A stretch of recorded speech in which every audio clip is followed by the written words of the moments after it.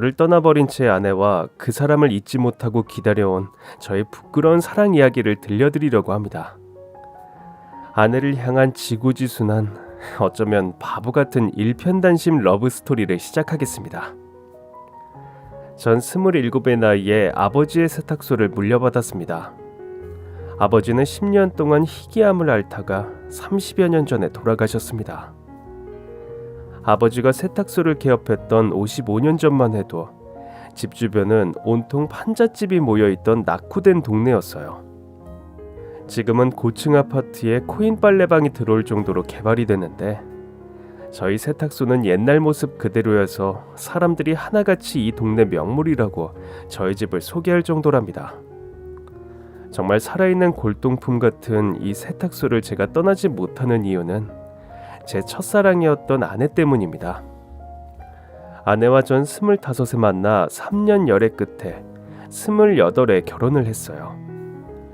비록 열애라고 쓰기는 했지만 솔직히 까놓고 말해서 저의 일방적인 짝사랑, 일방적인 구애에 아내가 감복해서 결혼을 해준 거였습니다. 우리가 처음 만날 당시 아내는 고급 양장점에서 일을 배우는 조수였고 전 회사 생활에 적응을 못하고 나와서 할 일 없이 빈둥대며 아버지의 세탁소 일을 돕고 있던 중이었어요. 저는 키가 작고 수줍음이 많은 데다 말주변도 좋지 않아서 이성 앞에만 가면 쑥맥이라 불렸습니다. 아내는 한떨기 백갑같이 우아했어요. 목 부위를 리본으로 묶는 하얀 블라우스에 무릎까지 오는 살구색 치마를 유니폼처럼 입고 있었는데 그 복장이 그렇게 잘 어울리는 사람은 한 번도 보지 못했어요. 전 세탁물을 실은 자전거로 배달을 갈 때마다 양장점을 슬쩍 훔쳐보고는 했습니다. 쇼 윈도우 너머로 보이던 아내의 모습은 마치 이국의 고귀한 혈족의 공주 같아 보여서 감히 뚫어져라 쳐다보지도 못했습니다.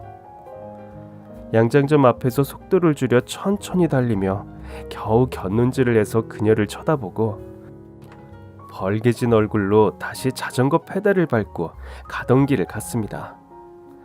간혹 그녀가 출근하거나 퇴근하는 길에 우연히 마주쳐도 가슴이 너무 뛰어서 심장을 부여잡고 그 옆을 스치듯 지나갔습니다. 그렇게 1년을 벙어리 냉가슴 앓듯 짝사랑을 하던 어느 날 그녀가 세탁소 안으로 꾸벅 인사를 하면서 들어왔어요. 지금 생각해도 그 순간은 영화의 슬로우 비디오처럼 천천히 각인되어 있어서 돌리고 또 돌려봐도 계속 보고 싶은 내 생애 최고의 장면입니다. 이 얼룩 지울 수 있을까요? 그녀가 내민 건 눈처럼 하얀 고급 실크 블라우스였는데 어깨 부분에 커피 얼룩이 번져 있었습니다. 그때만 해도 세탁기를 전문적으로 배우던 때가 아니어서 제가 대답하기가 곤란했습니다. 그게 아버님이 한번 보셔야 할 것 같은데요. 사장님이 언제 오실까요? 좀 있으면 오실 거예요. 지역 상인회 모임이 있어서 가셨는데 이맘때쯤이면 돌아오셨거든요. 마음 같아선 의자를 내밀고 여기 앉아서 잠시 기다리세요 말하고 싶었는데 이놈의 입이 떨어지지 않았습니다. 전 얼굴도 못 들고 쓱쓱 애꿎은 다림질만 했습니다. 그럼 잠시 여기서 기다려도 될까요? 예, 물론이죠. 여기 앉으세요. 그제야 의자를 그녀 앞에 내밀었습니다. 또다시 저희 둘 사이로 정적이 흐르고 엄청 곤란한 얼굴로 잔뜩 풀이 죽어있던 그녀가 마침내 먼저 말을 건넸습니다. 이 옷 손님이 주문하고 가신 건데 제가 모르고 커피를 흘렸지 뭐예요. 급한 마음에 퐁퐁으로 지우려고 했는데 커피 얼룩에 중성세제 얼룩까지 생겨버린 거예요. 진짜 혹대러 갔다가 혹만 잔뜩 붙었어요.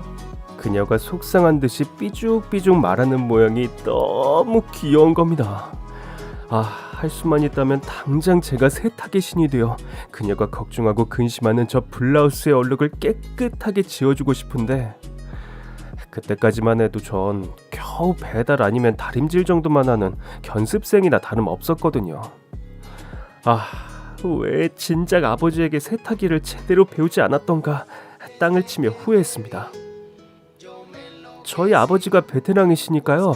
아마 말끔하게 지어주실 거예요. 그죠? 그렇겠죠? 제 말에 신락 같은 희망을 발견한 그녀의 눈은 반짝였습니다. 별처럼 초롱초롱 빛나는 아름다운 눈빛이었어요. 전 그 눈과 마주치자마자 제 맘을 들킨 것 같아서 또 고개를 푹 숙였습니다. 정말 걱정 많이 했거든요. 사장님이 이 얼룩 안 지우면 변상해야 된다는데 제 월급의 반의 반이나 되는 거예요. 겨우 이런 천조가리가 어쩜 그렇게 비싼지. 이런 옷을 입고 다니는 분들은 정말 대단한 것 같아요. 제가 워낙 말이 없으니까 어색한 침묵을 이기지 못하고 그녀가 종알종알 이야기를 했어요. 고급 양품점이라 부자 손님들이 많은데 다들 주머니 사정 살피지 않고 아무렇지 않게 옷을 사가는 것이 부럽다고 하더군요. 남동생이 하나 있는데 대학에 보내고 싶다며 열심히 일을 배워서 양품점을 차리고 싶다고 했어요. 부모님이 없나?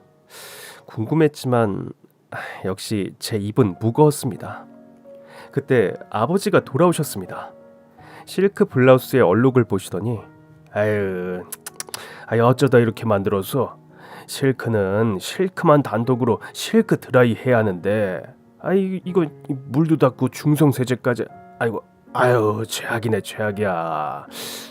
하지만 삼거리 일광 세탁소 이 변희봉 세탁 박사와 함께라면 이건 걱정거리도 아니지요 하시면서 그녀에게 걱정 말라고 여기 맡겨두고 일주일 후에 오라고 하셨어요. 사장님, 근데 일주일은 좀만 더 일찍 안 될까요? 얼마나 일찍? 내일 아니면 모레? 야, 아가씨 성격이 불같네, 불같아. 좋았어. 내 변희봉 세탁 인생을 걸고 신속 정확 깨끗하게 세탁해드리다. 모레 봅시다. 아무튼 아버지는 귀신같이 블라우스의 얼룩을 제거하셨고 마치 새 옷처럼 싹 다림질까지 한 그 블라우스를 받아든 그녀는 정말 감격해서 아버지에게 고맙다는 인사를 수차례 하고 돌아갔습니다. 아내는 그 일을 계기로 종종 저희 집에 들러 음료수나 꽈배기 같은 것을 아버지에게 선물하고 가곤 했습니다. 그때부터였을 겁니다. 제가 아버지에게서 세탁의 비법을 배우기 시작한 것이. 희한하네. 세탁일 안 할 거라고 입이 한 대 빠른 나왔더만. 응? 갑자기 무슨 바람이 불었더냐? 내가 그랬잖아. 우리 아들이 철들면 세상에서 제일 착한 아들이 될 거라고. 아무튼 기특은 하네. 군대 제대하고 빈둥대서 걱정했는데 갑자기 정신을 차렸단 말이지. 응? 그럼 상용아, 배달 한번 갈까? 예, 아버지. 배달할 때 네가 자꾸 까먹는 거 있지? 네. 그럼 어디 한번 해봐. 전 머뭇머뭇 기어가는 목소리로 세탁 겨우 내뱉었습니다. 에헤이, 그럼 안 된다고 몇 번을 말했냐? 우렁차게 다시 한 번 더. 세탁! 그러지. 새로 생긴 아파트 한 바퀴 얼른 돌고 오너라. 예. 저는 세탁물을 무더기로 들고 다니면서 동네를 누비며 세탁을 외쳤습니다. 저는 부끄러워서 입도 열리지 않았는데 희한하게 아무렇지 않았어요. 분명 이건 사랑의 힘 때문이에요. 전 행복한 상상을 했습니다. 제가 세탁을 하고 그녀는 옷을 만들고 그녀가 만든 옷을 제가 세탁을 하고. 그녀는 떡 줄 생각도 안 하는데 전 벌써 김치국을 한 사발 원샷을 했습니다. 그러나 저희는 마주치면 목례나 눈인사를 할 정도였지 더 가까워지진 않았습니다. 언젠가 제가 용기를 내서 달짜씨 차 한잔해요 했다가 보기 좋게 까였습니다. 밥 먹자고 해도 그년 저와 함께할 시간이 없었습니다. 남동생 때문에 지금 어딜 좀 가야 해서 시간이 없다고만 하더군요. 그렇게 제가 다가갈수록 멀어지는 관계가 2년 남짓 흐르던 어느 날, 동창 모임을 하고 한잔한 전 터덜터덜 집으로 돌아가고 있었는데 어두운 밤길에서도 달짜씨가 불량배들에게 둘러싸여 있는 걸 발견했어요. 대여섯 명은 되어 보이는 불량배들이 미숙씨를 괴롭히는 걸 보고 전 이것저것 잴 것도 없이 무작정 무대뽀로 고함을 질러대며 달려들었습니다. 야! 니들 뭐야? 불량배 하나가 어이없다는 표정으로 비웃었습니다. 넌 뭐야 임마? 상근씨... 달짜씨 괜찮아요. 제 뒤로 와요. 전 달짜씨를 제 뒤로 숨기고 다시 소리쳤습니다. 덤벼! 내가 상대해주마. 아이고 네가 뭔데? 난 이 여자 남자친구다! 전 권투 선수처럼 두 주먹을 불끈 쥐고 한 발 앞으로 나왔습니다. 이런 날을 위해 제가 안방 거울을 보면서 스파링 연습을 했나보다 하면서 호흡을 가다듬는데 한 덩치 하는 깍두기 머리의 핵주먹이 제 얼굴에 그대로 날라와 꽂혔습니다. 한 방 맞는 순간 전 망했다는 것을 직감했고 제 몸은 휘청하고 넘어졌습니다. 그 이후로 때려 달려드는 발길질을 속수무책으로 당해야 했습니다. 영화나 드라마에선 이렇게 하면 불량배들이 우후죽순으로 나가 떨어지던데 전 영화 속 남자 주인공이 아니었습니다. 머리를 양손으로 감싸고 몸을 웅크리며 한참을 맞으면서도 안 되는데 내가 달짜씨를 지켜야 하는데 내 목숨을 바쳐서라도 달짜씨를 지켜야 하는데 하는 간절한 마음과 달리 제 몸은 번데기처럼 웅크린 채 움직일 수 없었고 이윽고 불량배가 있는 힘껏 내지른 결정타를 맞은 뒤로 정신이 아득해져 왔습니다. 그만해요 제발! 울고 있는 달짜씨의 목소리가 점점 멀어져 갔습니다. 정신을 잃으면서도 이게 아닌데... 그때였어요. 슈퍼맨처럼 한 남자가 나타나선 정말 슈퍼맨처럼 날아다니면서 불량배들을 일망타진했어요. 정신이 아득해지는 와중에도 멋지다 슈퍼맨, 내가 저렇게 하려는데 하면서 눈을 감았습니다. 제가 눈을 떴을 때는 병원이었고 제 곁엔 달짜씨가 걱정스러운 얼굴로 앉아 있었어요. 알고 보니 저희를 구해준 슈퍼맨은 달짜씨의 남동생이었고 불량배들은 남동생을 괴롭히던 무리였다고 합니다. 고작 고등학교 2학년이 불량배들을 제압해버리다니 대단한 핵주먹이었습니다. 미안해요 상영씨, 저 때문에 많이 아프죠? 아닙니다. 달짜씨는요? 달짜씨는 괜찮아요? 저는 끄떡 없습니다. 오로지 달짜씨만 걱정하는 저를 보고 그녀가 어이없다는 듯이 웃었습니다. 솔직히 전 한 달 정도 입원을 해야 했는데 달짜씨가 절 위해 매일 병문안을 와줘서 오히려 행복했습니다. 전 이때다 싶어 매일같이 그녀에게 편지를 썼습니다. 사랑의 세레나데라고나 할까요? 매일 러브레터를 받아든 달짜씨는 결국 저의 사랑을 받아주었습니다. 그런데 결혼이 쉽지만은 않았어요. 그건 달짜씨의 복잡한 가족관계 때문이었어요. 달짜씨 남매는 본처 소생이 아닌 장인이 바람을 피워서 얻은 자식이었는데 어머니는 달짜씨가 서출이라는 이유로 결혼을 결사 반대하셨어요. 어머니가 달짜씨네 본처와도 막역한 사이여서 그 집 사정을 잘 안다고 했습니다. 그도 그럴 것이 저희 아버지도 첩의 아들이었기 때문에 어머니는 서출들끼리 결혼하면 동네 웃음거리가 된다며 달짜씨를 며느리로 받아들일 수 없다고 하셨어요. 그럼에도 죽기 살기로 때를 쓰는 저와 아버지의 든든한 지지와 찬성으로 어머니는 백기를 들 수밖에 없었어요. 결국 전 달짜씨와 결혼을 했고 가난했지만 행복한 신혼생활을 만끽했습니다. 그런데 저만 행복했던 것 같습니다. 아내는 어머니의 구박에 많이 힘들어했는데 제가 중간에서 어떻게 중재를 해야 하는지 몰라서 아내를 더 슬프게 했습니다.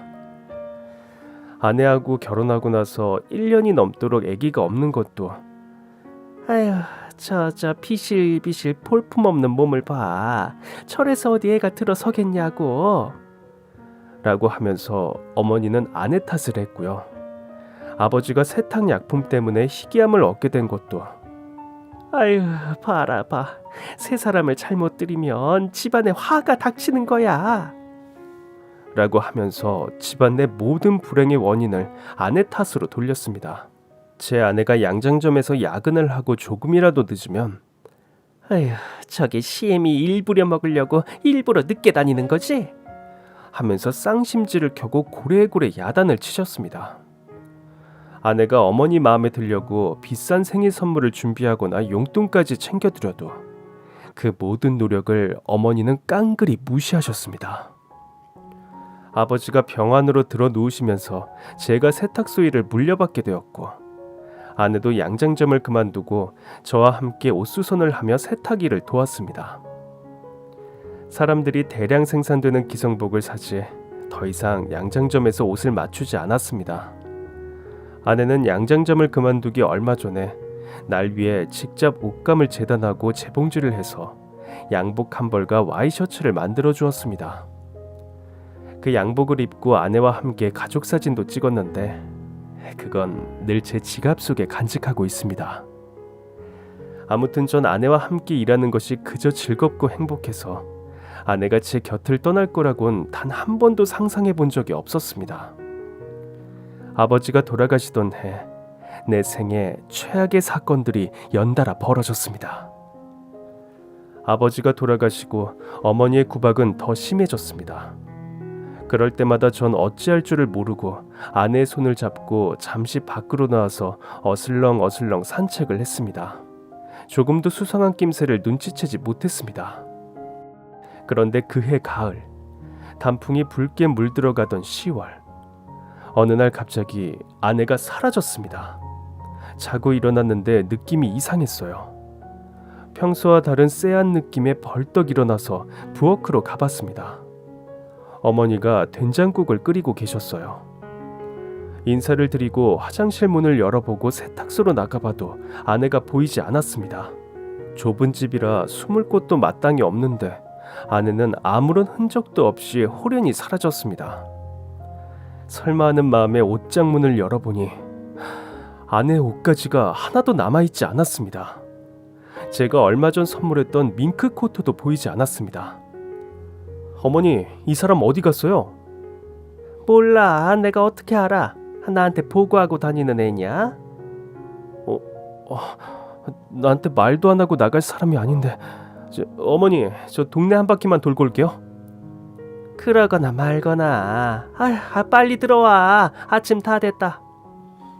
경찰에 신고를 하고 아내를 찾기 위해 백방으로 수소문을 해보았지만 아내를 봤다는 사람은 아무도 없었습니다. 실종됐다는 생각에 필사적으로 행방을 찾았지만 짐작 가는 곳도 단서도 없었습니다. 결국 처갓집에도 찾아갔습니다. 본처인 장모님이 첩의 자식인 아내와 처남을 모질게 대했다고 알고 있어서 만나봤자 무슨 정보를 얻겠나 싶었지만 지푸라기라도 잡는 심정이 되어 제 발로 찾아가 배웠습니다. 장모님은 마치 예견이라도 한 듯 아내를 찾지 말라는 말만 반복했습니다. 아유, 내 그럴 줄 알았지. 한양년의 핏줄이 어디 가겠어? 자네도 그러니까 그만 잊고 살아. 찾아도 소용없을 거야. 절대 안 나타나.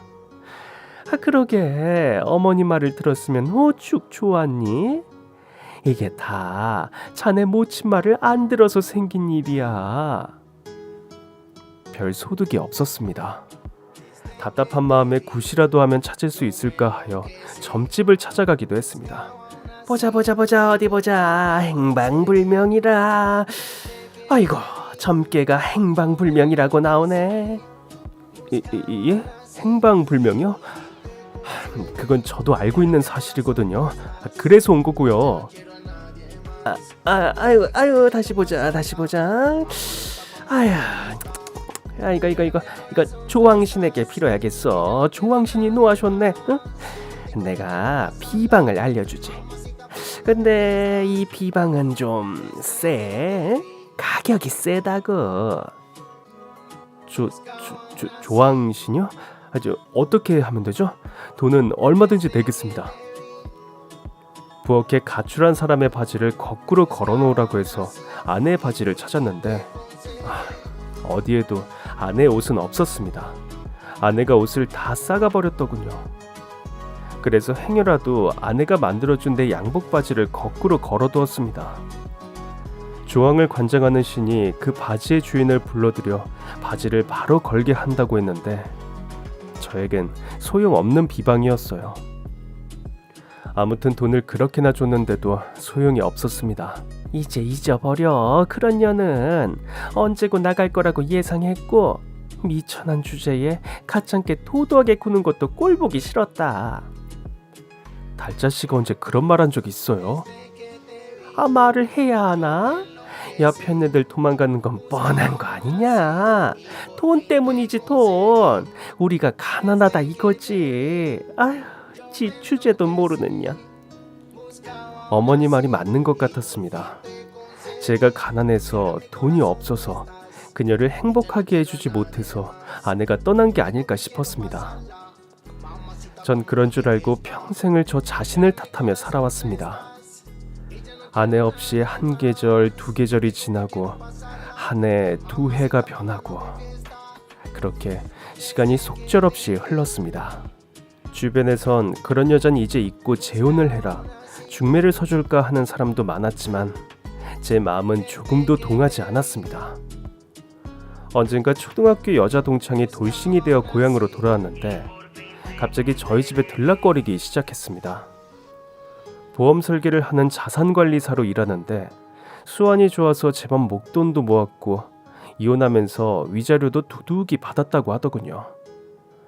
처음엔 보험 좀 들어달라고 절 찾아오는 줄 알았는데 언제부턴가 점심을 먹으러 오기도 하고 저녁에 맥주 한잔 같이 하자면서 세탁소로 오기도 했습니다. 어머니는 어쩐 일로 그 동창생을 반색하며 맞아주셨고 저와 이어주시려고 눈에 보일 정도로 애를 쓰셨습니다. 가희야, 날도 저물었는데 오늘은 우리 집에서 자고 가렴. 어머니 그럴까요? 야, 너 애들은 어쩌고? 괜찮아, 이모 있어. 가희는 그날 어머니 방에서 잤는데 전 쉬이 잠들지 못했습니다. 이렇게 놔뒀다간 가희도 오해를 할 수 있겠다 싶어서 내일 날 밝는 대로 제대로 제 마음을 전해야겠다고 결심했습니다. 날이 밝자마자 가희를 데려다 주겠다고 하면서 집을 나섰습니다. 너 다음부터 이러지 마라. 아침에 남자 집에서 나오면 괜한 오해받을 수 있어. 상관없는데 난 진심으로 너랑 잘해보고 싶어. 아니, 왜? 왜라니? 네가 좋으니까. 달리 무슨 이유가 있어? 너도 알잖아. 난 아내가 있어. 뭐래? 도망갔잖아. 설마 아직도 기다리는 거야? 그 집 나간 여자를? 전 한숨이 나왔습니다. 그래도 그렇다고 제 솔직한 마음을 말할 수밖에 없었습니다. 그래, 난 아직도 기다리고 있다. 내가 할 수 있는 게 그것밖에 없다고, 기다리는 거. 돌아올 때까지 그대로 있는 거. 미련해. 너랑 안 맞는 사람일 수도 있어. 다시 생각해봐. 너 이렇게 혼자 늙어갈 거야? 미련하지. 그런데 내 마음이, 내 머리가, 내 심장이 기다리라고 하네. 미안하지만 다른 사람이 들어올 자리가 없어. 정말 미안하다. 그래, 넌 정말 착한 것 말고 볼 거 없는 거 알지? 너랑 잘해보려고 했는데 진짜 바보 같아서 탈락이야. 가라 가. 전 그렇게 아내가 떠난 30년이란 세월 동안 그 누구도 만나지 않고 묵묵히 세탁소를 지켰습니다. 언젠가 아내가 처음 세탁소 문을 열고 들어오던 그때처럼 다시 제 앞에 나타나 줄 거라는 신락 같은 희망을 안고서